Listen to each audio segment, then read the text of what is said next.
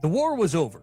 At least that's what the newspapers said. That's what the politicians, at least that's what the generals said. But there were a great many people in Texas who had not heard the news, or perhaps more accurately, there were a great many people whose owners had no intention of telling them.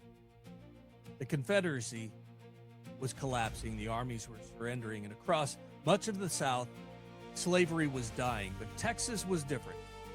Texas was far away. News traveled slowly, and freedom traveled even slower. Imagine hearing whispers, a conversation overheard, a traveler passing through, a rumor from another county. The war was over. The Union won. Slavery is ending. Maybe, maybe not. How do you know what to believe when your future depends on the answer? Weeks passed, then months. And in fields across Texas, enslaved men and women continued working under a system that had already lost the war. Some plantation owners delayed the news, some ignored it. Some hoped they could squeeze a little more labor from a system that was already collapsing. Freedom existed, but it had not yet arrived. Then one summer day, everything changed.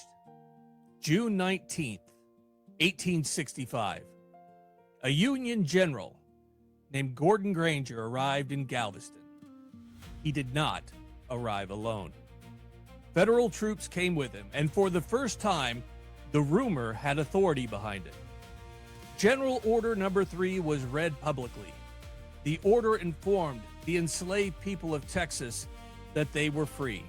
Not next month, not after the harvest, or when someone else decided. Right now. Think about that moment. A mother hearing the words, or a father hearing the words.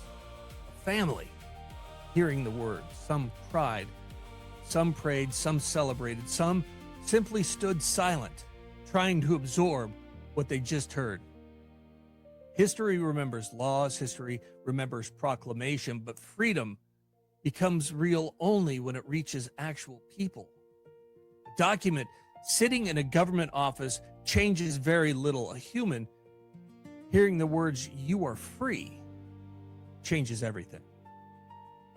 Now, the years ahead would not be easy. Freedom did not erase hardship or prejudice or struggle. The long fight for equal rights and equal treatment was far from over. But on that June day in Texas, something extraordinary happened. Thousands of people learned that no man had the rightful authority to own another. And that idea is one of the most revolutionary ideas in human history. In the years that followed, former slaves and their descendants gathered every June 19th to remember the day the news finally arrived. They shared meals, they held celebrations, they told stories, and passed the history to their children. And they gave the day a name. Juneteenth. June 19th. The day freedom finally arrived in Texas. Not the day freedom was created. The day it arrived. The day the rumor became reality. And that's another story in freedom's long history.